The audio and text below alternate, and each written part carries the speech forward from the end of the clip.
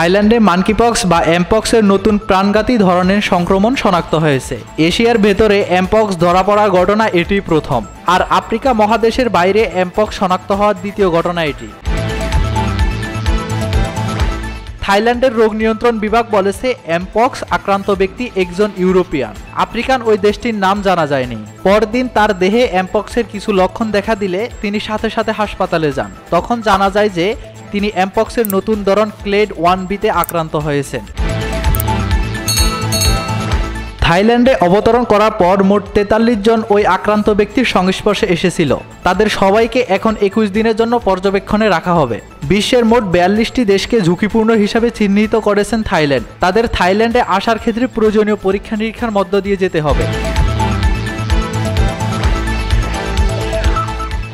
Mohammad Rashed, sky channel.